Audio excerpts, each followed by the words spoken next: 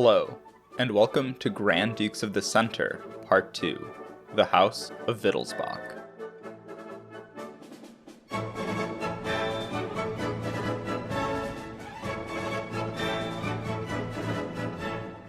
Once more, we are traveling east from Burgundy to the Holy Roman Empire, and today we are going to be discussing the House of Wittelsbach.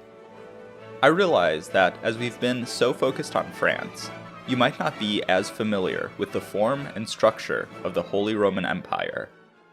In the 14th and 15th centuries, the empire included modern-day Germany, but also Austria, Switzerland, the Netherlands, Czechia, and parts of many more countries as well. In short, it was a massive blob in the middle of Europe. The empire was ruled, unsurprisingly, by the emperor, but not always. A ruler was crowned King of the Romans or King of Germany when they were elected by the electors of the empire, but would not be considered emperor until they were crowned by the Pope. This, of course, meant that if the electors and the Pope wanted different men to rule the empire, conflict would ensue. The electors were a group of some of the most prestigious princes of the empire. For much of the Middle Ages, there were norms as to who the electors would be, but nothing was set in stone until Emperor Charles IV promulgated the Golden Bull of 1356. This document essentially became the charter of the empire. It laid out how imperial elections were to happen, and fixed the electors as the archbishops of Mainz, Cologne, and Trier, the King of Bohemia, the Duke of Saxony, the Count Palatine of the Rhine, and the Margrave of Brandenburg. Now, this episode will cover a similar period of time to my first Grand Dukes of the Center episode on the House of Luxembourg. I wrote this to be able to stand alone, but I do recommend revisiting the Luxembourg episode if you haven't heard it yet, or don't remember it, as it does provide more context to many of the events that I'll cover here. So, along with the houses of Luxembourg and Habsburg, the House of Wittelsbach was one of the most powerful families in the late medieval Holy Roman Empire. The family is probably most closely associated with Bavaria, which they ruled from the 12th century to the 20th, as well as the Palatinate, a collection of territories on the Rhine which they ruled for almost as long. The origins of the House of Wittelsbach date back to the 11th century, when one of the counts of Scheyern acquired and moved to Wittelsbach Castle.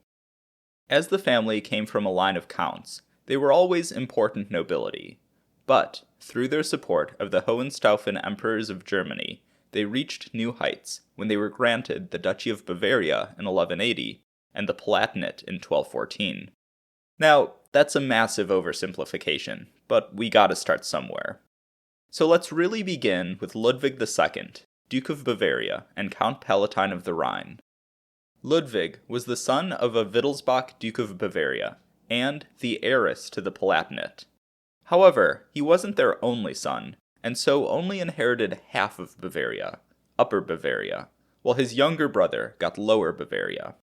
This split would be the first, but definitely not the last time, that Bavaria was split between members of the House of Wittelsbach, something that makes a single narrative of the family and the duchy quite difficult. Unsurprisingly, this practice also contributed to some tensions between the various branches of the Wittelsbach family, and on several occasions, one branch of the family would try and usurp another. That being said, I don't want to paint the Wittelsbachs as Machiavellian parricides. It's just that ambition outweighed family ties fairly often. The initial split between Upper and Lower Bavaria didn't last too long, as the Lower Bavarian line died out after a few generations, and due to a few wars and some convenient deaths, all of Bavaria was united under Ludwig II's son, known conveniently as Ludwig the Bavarian. Before we get into Ludwig the Bavarian's career, though, we need to explore the state of the Holy Roman Empire around the beginning of the 14th century. The last major dynasty to control the Imperial Throne was the Hohenstaufen, which ended in the mid-1200s. So much of the later 13th century was taken up with the Great Interregnum, a period in which Germany either had no kings, or the kings were absent and weak rulers. The interregnum ended in 1273 with the election of Rudolph of Habsburg, but Rudolph's attempts to install the Habsburgs as the new imperial dynasty were hampered by the electors of the empire, at least for now. One of the few remaining Habsburg allies towards the end of his life was Ludwig II of Bavaria, who had married one of Rudolph's daughters some years earlier.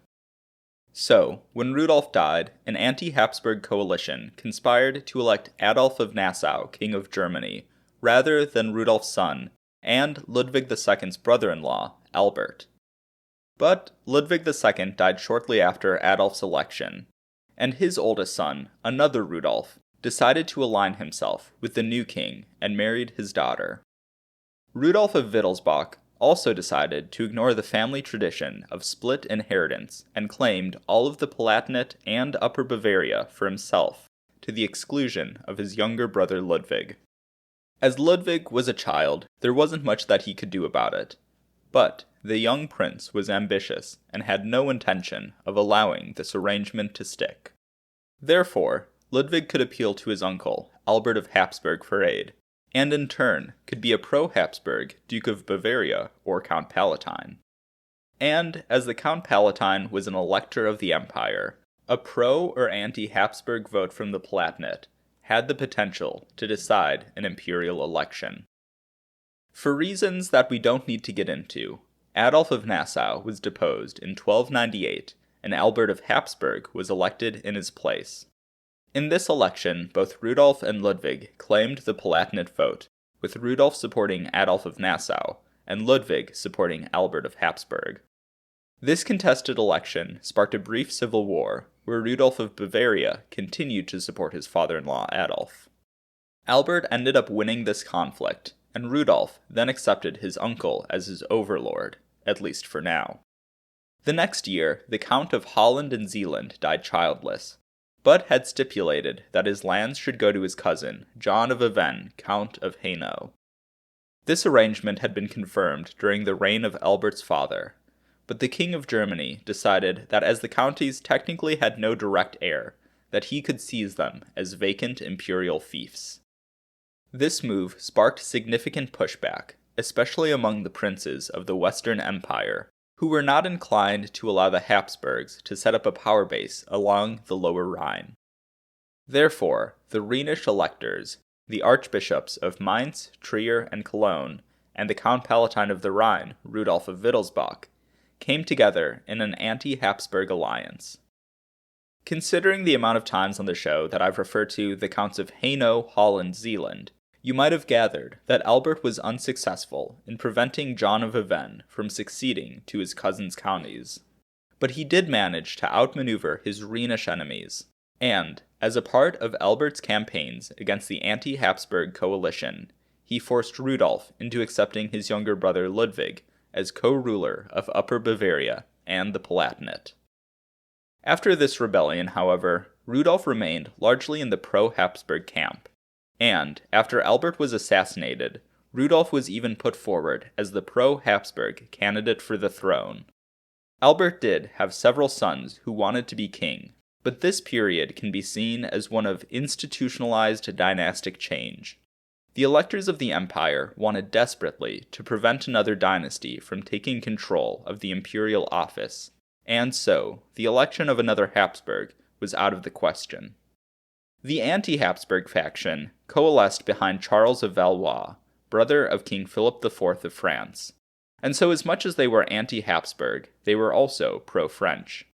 Both candidates, therefore, had a lot of baggage, and so, as we covered in our first Grand Dukes of the Center episode, Henry of Luxembourg ended up being chosen as a compromise candidate. Now, we've already covered Henry's reign as emperor, and he didn't interact much with the Wittelsbachs, so we're going to skip over it here. When Henry died in 1313, there were a handful of possible candidates for the imperial throne. The first of these was King John of Bohemia, Henry's son. But, as institutionalized dynastic change was the order of the day, John was able to command few supporters. Another candidate was a son of Philip IV, but the nobles of the empire still disliked the idea of being ruled by a French prince. Therefore, The two leading candidates were Ludwig the Bavarian and Frederick of Habsburg, or Frederick the Fair, one of King Albert of Habsburg's sons. While Ludwig had begun his career as the pro-Habsburg Wittelsbach prince, things had changed over the years. His brother Rudolph's pro-Habsburg turn appeared to be sincere, and the conflicts between the two had not abated. By this point, Ludwig had gained control of almost all of Upper Bavaria, while Rudolph remained in control of the Palatinate. Slowly, the Habsburgs decided that Ludwig represented a threat as much as he was an ally, and so the family began to shift their support towards the older Wittelsbach brother in their squabbles. And around the time of Henry's death, Ludwig and Frederick the Fair found themselves embroiled in a conflict over who would act as the guardian of the young Wittelsbach princes who ruled Lower Bavaria, a conflict where Ludwig emerged victorious.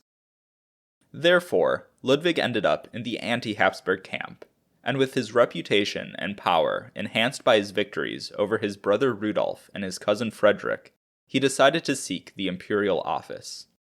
He found support in the Luxembourgs, who realized that while they were unable to elect John of Luxembourg king of the Romans, they could still prevent the Habsburgs from regaining the imperial office.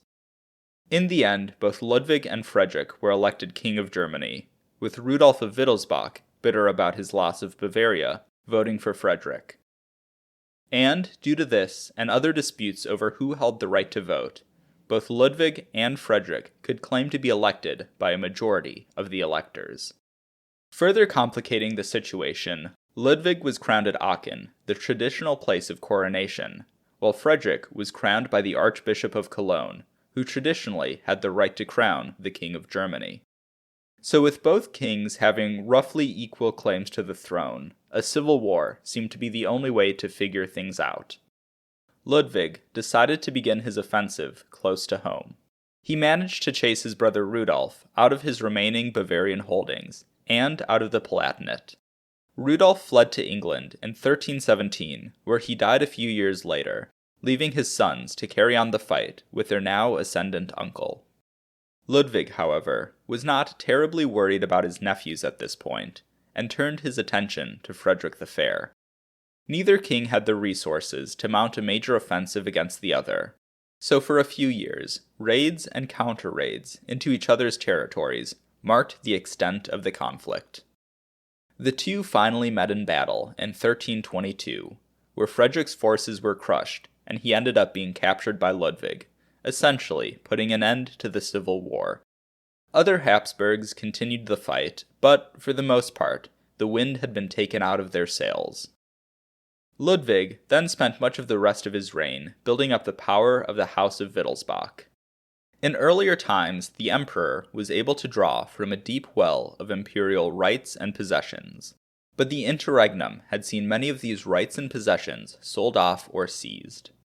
Therefore, German kings in the later Middle Ages had to rely on Hausmacht, or their house's lands and power, in order to throw their weight around in the empire.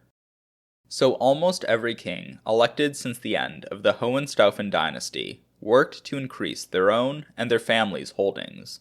Because even though the imperial office was weak in many ways, it did allow the king a good amount of latitude in redistributing lands that could be considered vacant. This is how the Habsburgs got Austria and the Luxembourgs got Bohemia, and Ludwig did not plan on letting his own house miss the opportunity. In 1323, he was able to grant the Margraviate of Brandenburg to his oldest son, after its ruling family died out, which secured another electoral vote for his house. And Brandenburg was not Ludwig's only major acquisition, as he also claimed Tyrol for his family in 1342, by voiding the unhappy marriage of its heiress to a Luxembourger prince and marrying her to his son. And he inherited Lower Bavaria when that branch of the Wittelsbach family died out. In 1345, the Count of Hainaut-Holland-Zeeland died without children, and as Ludwig had married Margaret of Avesnes, the Count's oldest sister, he decreed that she should inherit all three counties. This move alienated several other princes, as the legality of female inheritance of the counties had not yet been established, and even if it was, passing all 3 counties to his own wife, rather than splitting them up between her and her other sisters, was an unpopular decision. But the king was not only making enemies, he was also mending fences. In 1329, the Treaty of Pavia was signed between Ludwig and his nephews, and recognized their claim to the Palatinate and Ludwig's claim to Bavaria. This marked the official separation of the Palatine and Bavarian branches of the Wittelsbach family, and made peace between those branches. Ludwig also looked to make peace with the Habsburgs. After the initial defeat of Frederick the Fair, the Habsburg and Wittelsbach princes decided to make up. The 2 cousins had grown up together in Vienna, and, by all accounts, were personal friends, driven apart by ambition and politics. Due to a series of conflicts between the Pope and the Emperor, which I'll get into shortly, Ludwig proclaimed Frederick as joint king. For his part, Frederick didn't do anything once he was king again, and really, the title was purely honorary. It did mark, though, the renewal of friendship between Ludwig and the House of Habsburg. This friendship was reinforced when the Bavarian gifted the Duchy of Carinthia to the Habsburgs in 1335. And it was important that Ludwig get the Habsburgs on side, because he was busy alienating the Pope and the Luxembourgs. The repossession of Tyrol was the largest offense against the House of Luxembourg, but tensions between Wittelsbach and Luxembourg had been rising for years. All in all, the Wittelsbach-Luxembourg enmity can be seen as a competition for land and power between the 2 great houses. The Wittelsbach papal enmity, on the other hand, needs to be fleshed out a bit more. The conflict between Ludwig and the popes didn't start with Ludwig. Rather, it was a continuation of a now centuries-long power struggle between the rulers of the Holy Roman Empire and the papacy. To make a long story short, by the 14th century, the popes considered themselves to be vicars of the empire. This meant that they claimed a certain amount of authority over the empire and the emperor, as well as additional rights and powers in the Italian parts of the empire. On the other hand, the emperors did not see themselves as subservient to the pope, and furthermore, still had their own plans for imperial rule in Italy. So going back a little, Frederick the Fair and Ludwig the Bavarian were both elected King of Germany in October of 1314, and notably, there was no pope at that point. The previous pontiff had died a few months earlier, and his successor, John the 22nd, wouldn't be elected until 1316. When John was elected pope, he proclaimed that as neither king had been properly elected, the imperial office was vacant, and as pope, he would exercise his powers as vicar to decide the situation. This claim might have carried some weight in 1314, but by 1316, the power struggle between Frederick and Ludwig was well underway. So naturally, both Frederick and Ludwig ignored John's demands, and after Ludwig defeated Frederick in 1322, the Bavarian king sent an imperial agent to Italy to act in his interests. This appointment did not sit well with the Pope, as Ludwig's man displaced some of John's partisans with his own appointees, and intervened in some local Italian disputes. And so, John and Ludwig's conflict got wrapped up in the conflicts between the Guelphs and the Ghibellines in Italy, which I covered briefly in the first Grand Dukes of the Center episode. With the Civil War over, John now accused Ludwig of illegitimately acting as king, as he had not been properly elected, or had received papal approval for that election. Ludwig maintained that his election was proper, and as he had been elected King of Germany, he could act as such, with or without papal approval. Things came to a head in 1324, when John the 22nd excommunicated Ludwig, which prompted the Bavarian to declare the Pope illegitimate and heretical. While this was a setback for the king, the Pope's authority in Germany was quite limited, and in general, Ludwig was more popular than John among the princes of the empire. Ludwig decided to finally get himself crowned Holy Roman Emperor in 1327, excommunication or no excommunication. He first went to Milan to get crowned King of Italy, and from there made his way to Rome. On his journey south, accompanied by an army by the way, Ludwig worked to empower members of the Ghibelline, or pro-imperial faction. Ludwig's entrance into Rome in the beginning of 1328 was made easier by the fact that this was all happening during the Avignon papacy. So while the Bishop of Rome was incredibly hostile to Ludwig, the city of Rome itself actually viewed him in a somewhat favorable light. While in Rome, Ludwig declared John the 22nd deposed, appointed an antipope, and was subsequently crowned emperor by that antipope. However, things were not all rosy for Ludwig. Just as his initial march south into Italy was largely successful, his march back to Germany was followed by setbacks for the imperial party. By the time he returned to Germany in 1330, just about all of his progress south of the Alps had been undone. And from 1330 on, we see the House of Luxembourg moving closer to the papacy. But after the death of John the 22nd in 1334, the papacy wasn't quite as hostile to the Bavarian emperor, at least not for a bit. The next pope and Ludwig even made peace with each other, but that was not to last, as the pope after that, Clement VI, was just as hostile to Ludwig as John was, and this time he had allies in Germany who could effectively oppose the Wittelsbach emperor. So, in 1346, the Luxembourgs managed to get a majority of the electors of the empire together to elect the young Charles of Luxembourg, King of Germany, as Charles IV.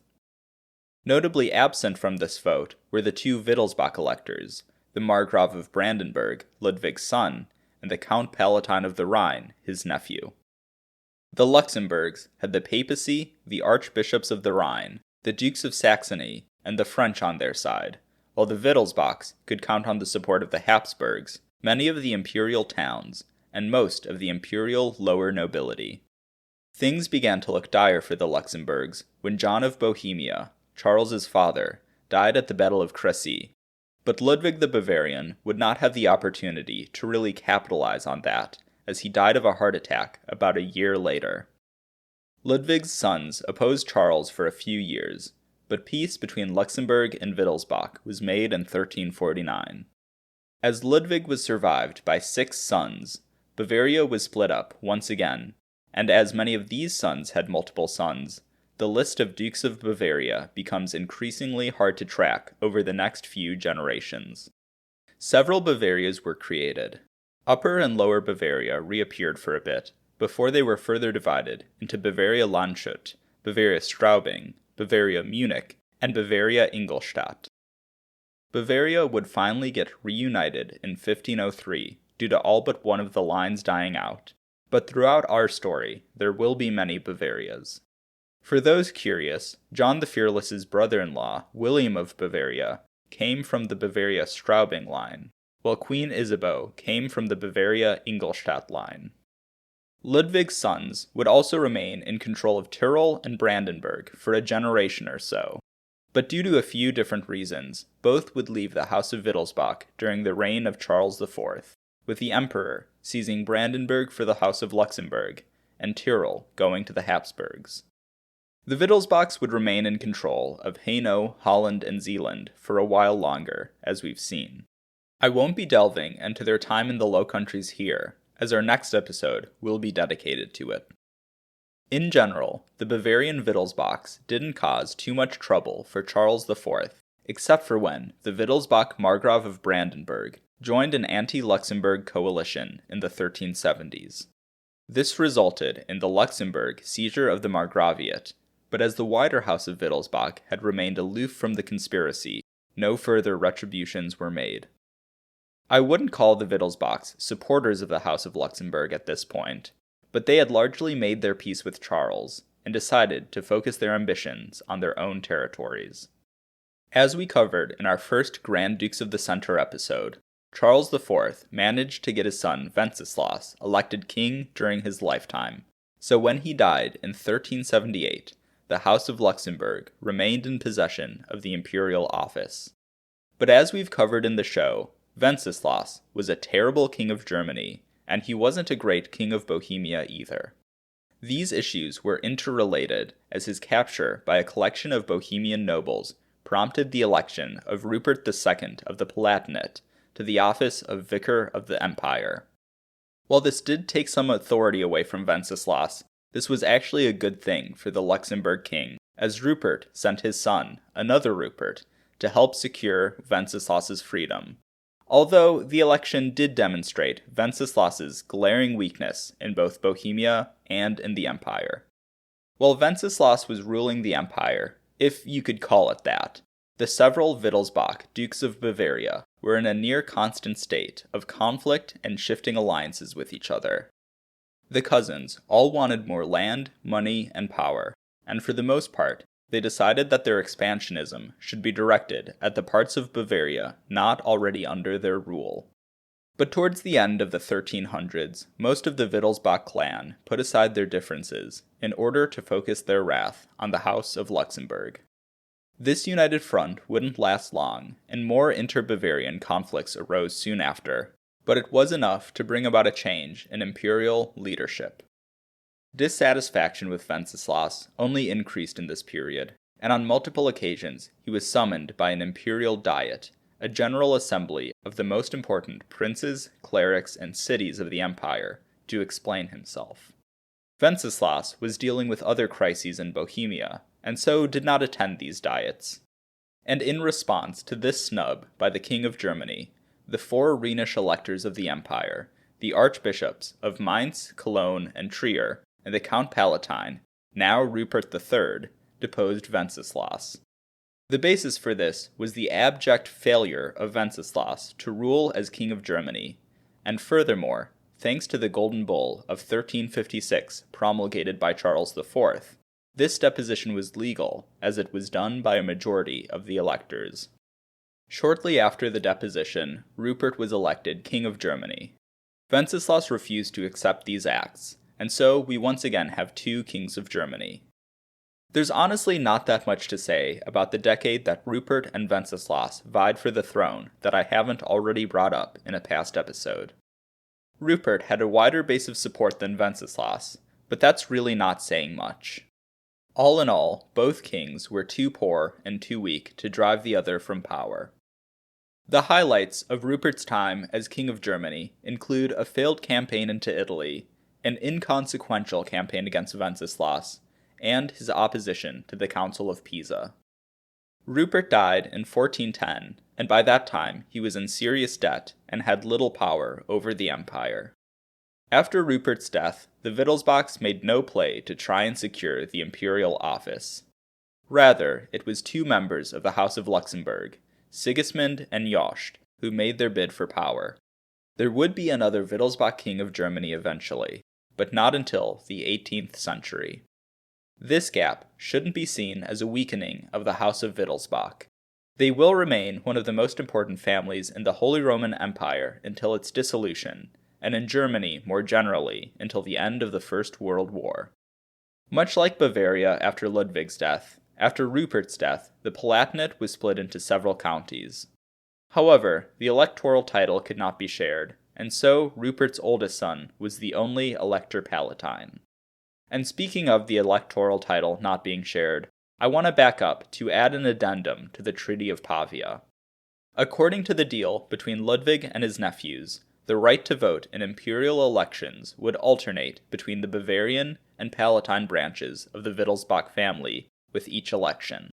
However, the Golden Bull of 1356 firmly established the elector position with the Palatinate branch. This monopolization of the electoral title and vote did cause some resentment amongst the Bavarian Wittelsbachs, and will come up again in a few centuries during the 30 Years' War. Throughout the period that the rest of our show covers, members of the Wittelsbach family will be embroiled in various conflicts with each other and with other princes of the empire. Let's take Louis of Bavaria, Queen Isabeau's brother, as an example. He spent much of his early career in France, but did return to Bavaria a few times to support his father in wars with the other dukes of Bavaria. Later, once he became the Duke of Bavaria-Ingolstadt, his reign was dominated by a decades-long conflict with the Duke of Bavaria-Landshut. This conflict occasionally pulled in other Bavarian dukes, and Louis ended his days as a prisoner of his own son. This is not exactly an exception for the Wittelsbachs. Even the Bavaria-Straubing line, whose attentions were always primarily on the Low Countries, will fall victim to infighting in the coming episodes. But now I'm getting ahead of myself. Before we look into the turbulent life of Jacqueline of Bavaria, we need to explore her family's time as rulers in the Low Countries. So next time, we're going to look at what was happening in Hainaut, Holland, and Zeeland under the Wittelsbachs. Thank you so much to my patrons: Christine, Duchesse de Nemours; Peter, Duc de Brancion; Elliot, Graf von Kravenstein; Anthony, Comte de Chateauneuf-en-Auxois; James, Graf von Temse; Preston, Comte de Saint-Fargeau; Mark, Comte de Meursault; Diana, Graf von Beersel; Mehmet, Comte Santerre; Chris, Comte de Semur; Rosa, Comte de Germol; Elliot, Comte de Bussy-le-Grand; Quentin, Graf von Blasfeld; Tyler, Comte de Chamaret; Ian, Graf von Arenberg; and to my Knights of the Duchy. If you want to join them, you can at patreon.com/ValoisBurgundy. If you want to support the podcast in other ways, you can do so by leaving a review on your podcast app of choice and telling your friends about the show. Both really help to grow the show and will earn you my everlasting appreciation.